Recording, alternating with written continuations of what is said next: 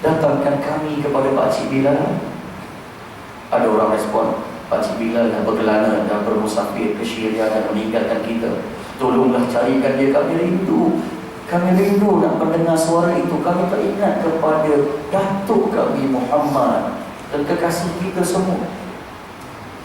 Tuan-tuan, ketika itu tuan-tuan, orang tuan-tuan terpaksa tuan-tuan mendengar kata Hasan dan Husain kerana permintaannya. Dia kata, kalaulah Pakcik Bilal tak mau datang ke Madinah, katakan yang minta ini adalah zuriat keturunan kekasih Allah, Hasan dan Husain, cuculah. Tuan-tuan, datanglah orang ini untuk menjemput Bilal. Bila datang nak menjemput Bilal, Bilal keberatan untuk balik ke Madinah, tuan-tuan. Kerana dia akan terasa, dia bila bayang melihat kelibat-kelibat Nabi yang wujud.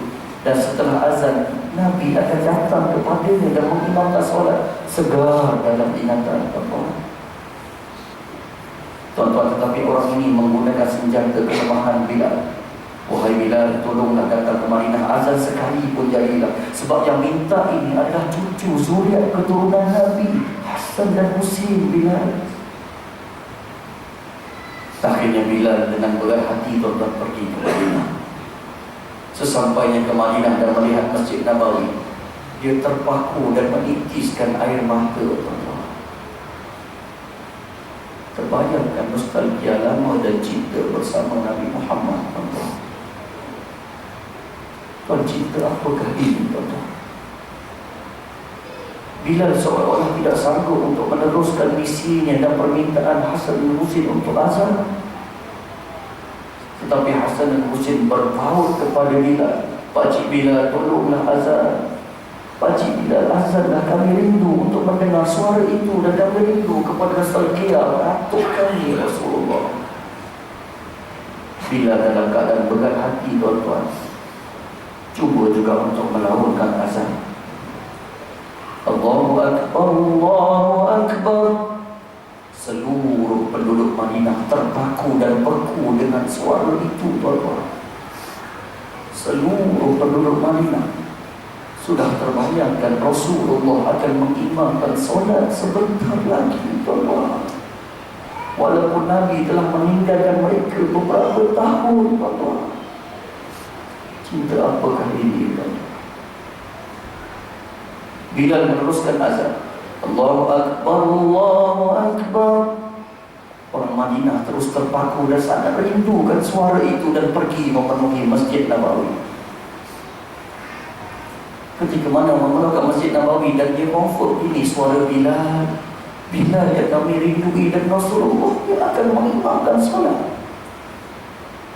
Sesampainya pada asyhadu anna Muhammad Rasulullah, Bilal tidak mampu untuk meneruskan azannya.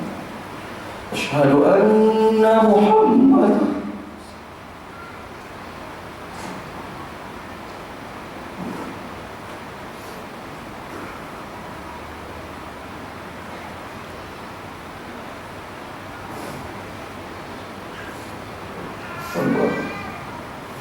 Cinta apakah ini, Allah?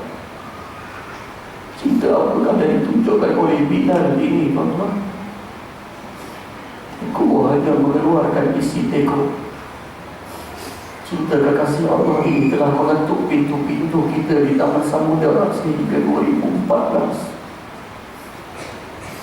Adakah mekar cinta itu di hati tuan-tuan dan puan-puan? Bilal tidak meneruskan azan pada hari itu, tuan-tuan. Kerana cinta dan rindu yang bersahatan kepada Nabi, tuan-tuan.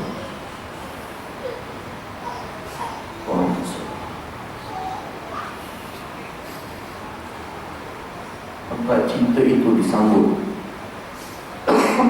oleh sahabat yang benar-benar cintakan Nabi, melebihi segala-ada yang ada dalam dunia ini. Bahkan di zaman ini ada individu yang cintakan Nabi, meminta bersungguh-sungguh kepada Allah untuk berjumpa dengan Nabi dalam mimpi pun jadilah.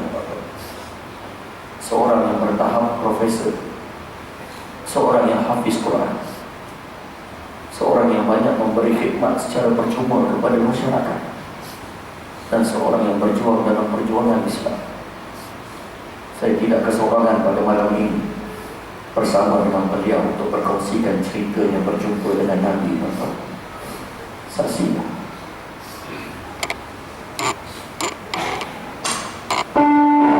Man kadaba alayya muta'ammidan falyatabawwa maq'adahu minan nar. Hadis sahih.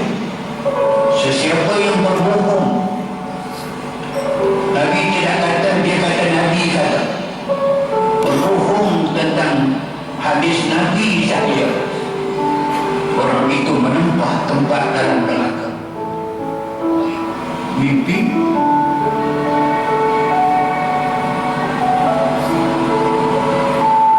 saya jumpa dengan Nabi, berdekat. Saya mengadu kepada Nabi, saya sakit belakang, susah nak rokok, nak sujud.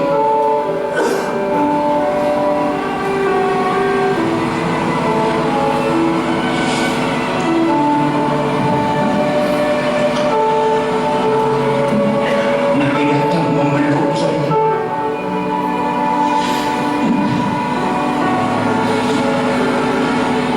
Memegang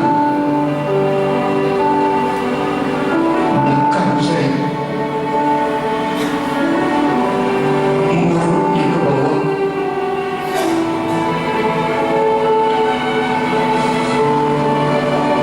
Macam Nabi sebut kepada saya, macam itu yang saya bahasa, syafarakallah, Allah sembuh penyakit belakang kamu.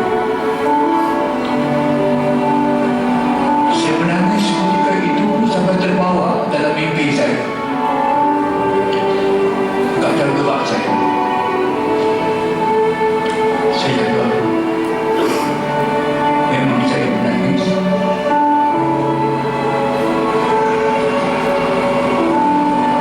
Sahabat saya, sebenarnya peluk saya. Jaga. Sakit belakang saya telah sembuh sampai hari ini. Dan tak pernah kena sakit belakang.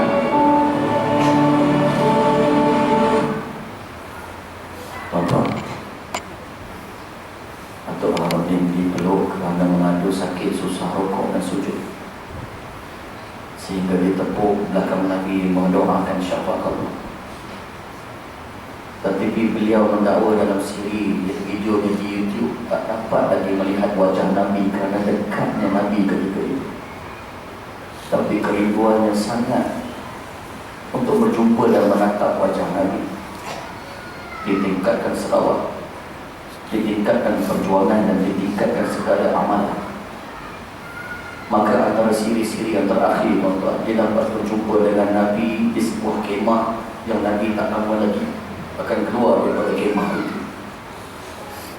Dan tugas beliau adalah untuk memakaikan capal Nabi. Tuan-tuan, tak lama kemudian Nabi dapat datang keluar betul-betul. Dan kali ini Datuk Harudin, tuan-tuan, dapat melihat wajah Rasulullah digambarkan indah. Bajunya tak mahal tapi kemas, bahunya wangi. Ya Rasulullah, dilihat dan ditatap dengan penuh gembira dan iba.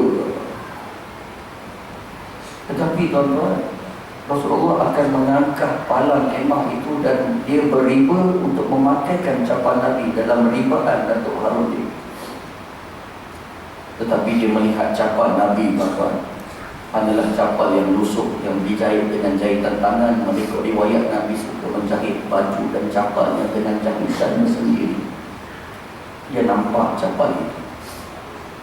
Dan ketika mana nak mengarungkan kasut dan capal itu, dia bersuara, "Wahai kasut, kau lebih utama dan lebih mulia daripada aku, kerana engkau memakai dan menjaga kaki Nabi dari terkena cedera dan luka. Sedangkan aku siapa?" Rasulullah mengangkat Datuk Harudin dan memegang bahunya dan berkata, "Wa anta," dan kamu juga. Dan sempurnalah mimpi itu. Dengan wajah yang jelas, dan Datuk Harudin menitiskan air mata. Tuan-tuan, pengajaran kalaulah Dato' Arunding yang berjuang dalam Islam memberi khidmat percuma hafiz Quran, tuan-tuan, seorang yang baik pun sebagai pemakai capan Nabi sahaja. Siapalah kita, tuan-tuan, di sisi Nabi, tuan-tuan? Siapa kita, tuan-tuan?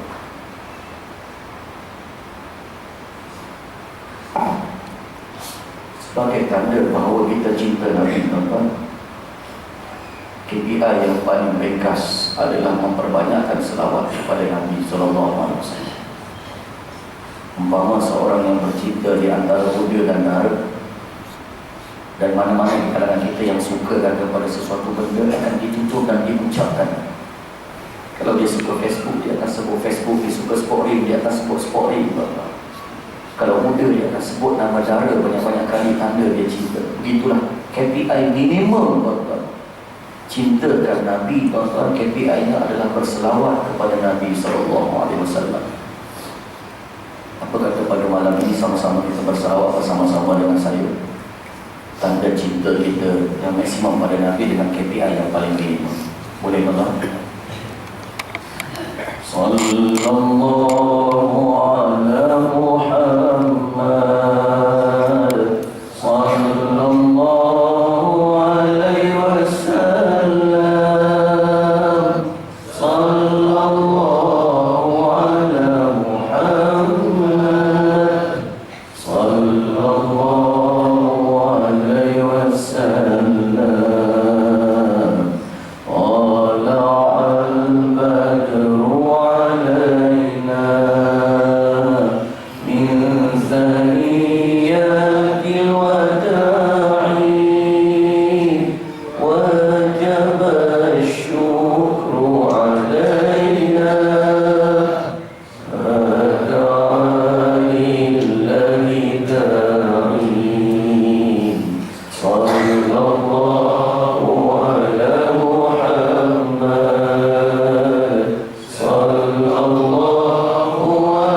wasallam.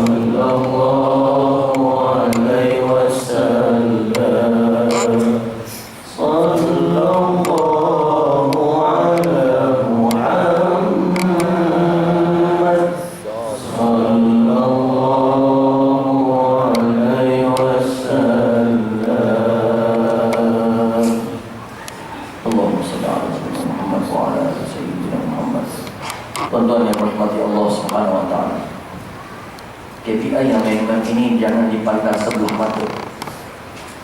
Ketika mana Allah mengarahkan supaya kita solat, Allah direct sebut aqimus solat, tunaikan solat. Ketika mana Allah suruh zakat, wa atuz zakat, direct tunaikan zakat. Itu mana Allah suruh haji, wa hajjal bait, tunaikan haji. Tetapi dalam kes selawat ini, tuan-tuan, Allah tak suruh direct. Allah memulakan dengan diri. Inna Allah wa malaikatahu yusalluna 'alan nabi ya ayyuhalladzina amanu sallu 'alaihi wa sallimu taslima. Sesungguhnya Allah dan para malaikat berselawat dan berdoa pada Nabi. Allah memulakan diri kita. Barulah disuruh, wahai orang beriman, berselawat kepada Nabi dengan selawat yang sempurna. Tuan-tuan, ada satu kisah yang dirakamkan dalam buku Mukasyafatul Qulub karangan Imam Ghazali, mengisahkan seorang yang bernama Sufyan Ats-Tsauri, seorang tabi'in yang menunaikan umrah dan bertawaf di Baitullah. Ketika mana dia tawaf, tuan-tuan, dia menghampiri seorang pemuda yang tak putus-putus daripada pusingan pertama berselawat, pusingan kedua berselawat, pusingan ketiga selawat. Bahkan muka dia, tuan-tuan, dalam selawat sangat passion, bersungguh, terujar.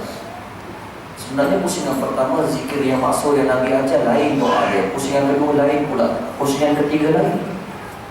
Tapi orang ni yang diikori oleh Sufyan Ats-Tsauri sentiasa berselawat sampai tidak perasan Sufyan Ats-Tsauri berhampiran dengan diri. Sampai menghilangkan kesabaran Sufyan Ats-Tsauri, dia pun bertanya, wahai orang muda, boleh aku bertanya, kenapa kau daripada pusingan pertama hingga sekini engkau asyik berselawat daripada Nabi, sedangkan pusingan pertama lain, kedua lain yang Nabi ajar? Siapa tuan hamba orang muda ini? Saya dan Sufyan Ats-Tsauri.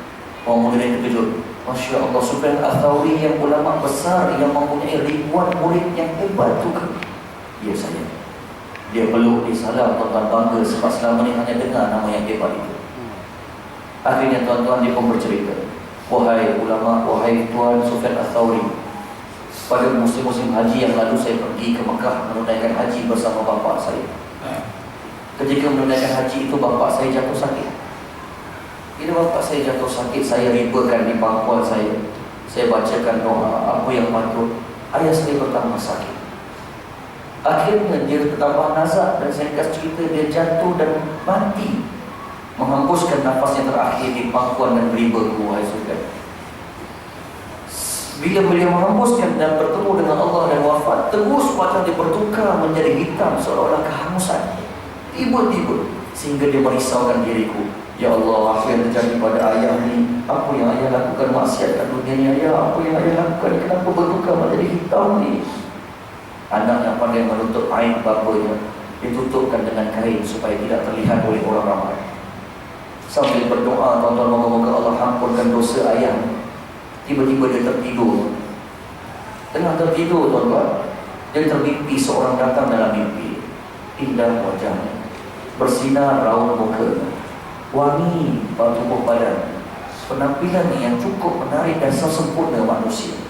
Datang, tuan-tuan, tiba-tiba pergi menuju ke ayahnya tadi dan menyingkap kain yang telah menyelimuti dan mengurutkan badan ataupun melurutkan muka ayahnya sebanyak 3 kali. Sekali lurutan, 2 kali lurutan, 3 kali, sehinggalah bertukar bersih seperti mana sedia kala dan bersinar, tuan-tuan, sehingga mengejutkan anak ini. Lalu ditanya, wahai tuan hamba, siapakah tuan hamba? Saya Rasulullah. Allahumma salli alaika ya Rasulullah. Dia peluk, dia rasa bangga dapat berjumpa dengan Rasulullah. Tapi sebelum Rasulullah beredar, sempat dia tanya, ya Rasulullah, izinkan saya bertanya, apa yang berlaku kepada ayah saya sehingga dia bertukar ketika mana matinya kepada wajah yang tidak menyenangkan kita? Rasulullah merespon ketika itu, apa dosa dan kemaksiatan yang ayah kamu tidak pernah lakukan semasa hidup? Apakah kefasikan yang tidak pernah ayah kamu lakukan semasa hidup? Hampir semua pernah dilakukan, tetapi lidahnya tidak putus untuk berselawat dan berdoa kepadaku. Aku terpanggil untuk datang memberikan syafaat dan membantu. Tuan-tuan, kemudian Rasulullah beredar dan dia terjaga daripada tidur. Dia terjaga daripada tidur, tuan terkejut dan melihat ayah dia tertutup tadi dibuka singkat air yang menutupi. Dia tengok ayah yang sudah memang bertukar menjadi seperti mana normal, bahkan bercahaya daripada sebelumnya. Tuan-tuan, Allah. Tuan-tuan, itulah sebab supaya Al-Thawri saya memperbanyakkan selawat kepada Nabi semenjak daripada peristiwa itu. Tuan-tuan, Sufyan As-Sawri respon, kalau itulah benar mimpimu dan syaitan tidak boleh menguasai dan menyerupai wajah Rasulullah, engkau telah diajazahkan oleh Nabi secara tidak langsung untuk memperbanyakkan selawat kepada Nabi. Kau nak selawat 7 pusingan termasuk sa'i pun selawat. Tuan-tuan, apa yang keluar daripada bibir dan mulut kita sehari-hari, tuan-tuan? Adakah selawat ataupun benda lain, tuan-tuan? Betul ke kita cinta Nabi? Teko hanya mengeluarkan isi teko. Tuan-tuan yang rahmati Allah Subhanahu Wa Taala, balik kepada cerita Uda dan Dara tadi. Kalaulah seorang tu cinta dan Uda cintakan Dara, dia tak cukup hanya menyebut nama Dara banyak kali. Dara anak orang isteri yang solehah, bahkan isteri yang solehah, Dara cantik, Dara anak parlimen berketurunan baik, Dara pipi gebu. Agak-agak kalau sebut hari-hari Dara tu pun boring tak? Dara tu pun tuan-tuan boring tak? Dia akan cakap pada Uda, oi Uda, orang yang cakap ayat power macam kau ni, dah 20 orang yang ayat power cakap pada aku macam ni. Apa bukti yang kau cinta pada aku? Kalau kau betul cinta pada aku, hantarlah rombongan Madinah, hadiahkan rantai cincin 24 juta, baru tanda kau sayang pada aku dan cinta. Tuan-tuan, itulah metafora dan contoh mudah. Kalaulah kita cinta Nabi, tuan-tuan, tak cukup hanya berselawat kepada Nabi.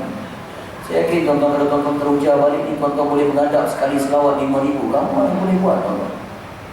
Bahkan ramai yang boleh berhanana sampai 3-4 jam bernasyid memuji Nabi. Ramai yang boleh buat. Tapi itu KPI minimum, tuan-tuan, cinta Nabi. Cinta Nabi yang sebenar, tuan-tuan, adalah apa yang Nabi kata dalam poin yang terakhir saja. وَمَا آتَاكُمُ الرَّسُولُ فَخُذُوهُ وَمَا نَهَاكُمْ عَنْهُ فَانْتَهُوا. Apa yang Rasul arahkan, silalah ikut suruhannya. Apa yang Nabi larang, silalah tinggalkan larangannya. Itulah tanda cinta yang sebenar yang kita cinta kepada Nabi. Itu firman Allah. Pasal apa kita nak jadikan Muhammad ini contoh yang terbaik? Tak boleh kita nak jadikan tokoh-tokoh tertentu, mak bapak kita ke, pemimpin tertentu ke. Sebab Allah telah mengesahkan sendiri, kita nak ikut di individu yang memang terbaik. Dalam surah Al-Ahzab ayat 21 yang banyak, tuan-tuan, orang berkata, laqad kana lakum fi rasulillahi uswatun hasanah. Adalah pada diri Rasulullah itu contoh teladan yang terbaik. Tuan-tuan, betul semua orang nak jadikan Nabi contoh yang terbaik? Ada juga orang nak jadikan Napoleon Bonaparte sebagai contoh dan ikutan dia.